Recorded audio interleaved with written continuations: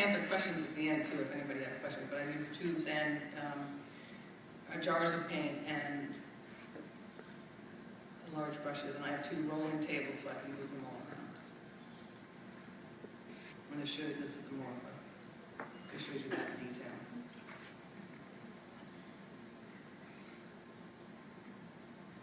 Oh, there's a close-up of the top.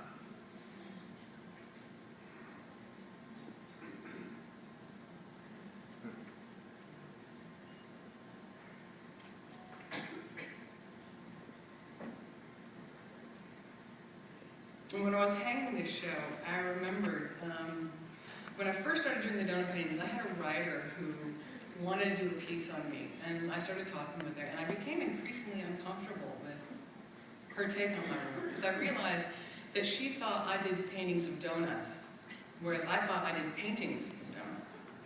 And there was a huge gulf in my mind between what I thought I did and what she thought I did. And then I realized later, it was sort of like that first anecdote I gave you about the artist statement, was that we both were right, that you can hold both thoughts in your head simultaneously.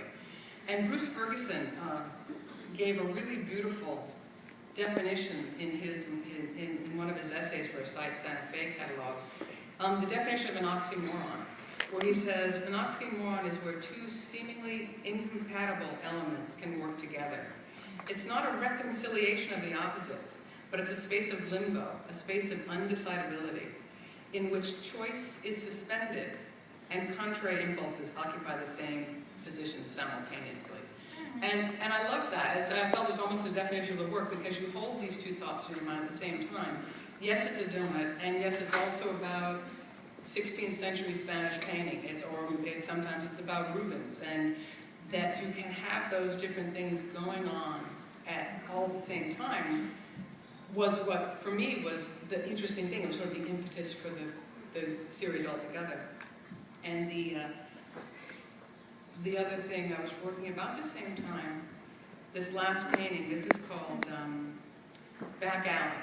And so this is the last of the newest paintings.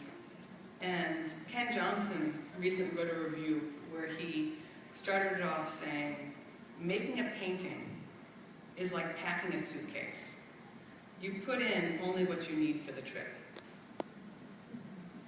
Which I thought was quite beautiful. But now, because in fact, my mother recently has moved out of the house in which she lived for 47 years, I got back all sorts of things. I made this when I was 7.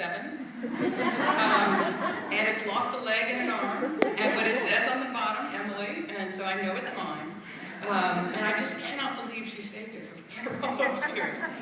But I have the great good fortune of having Jeff Brewster here in the audience, so I will also show you the artwork I did with him. Now, his medium was silkscreen printing, and so I did that. So, and we were just actually talking earlier today, the idea of using the negative space, I will give him full credit for that, and how the image goes off and how you crop it makes a huge difference, because I have not defined with ink the edge of the image.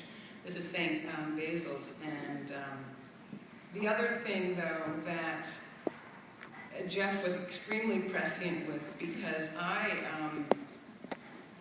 was working in this medium, but I was struggling with it, because I would want things to be lush and to move them around.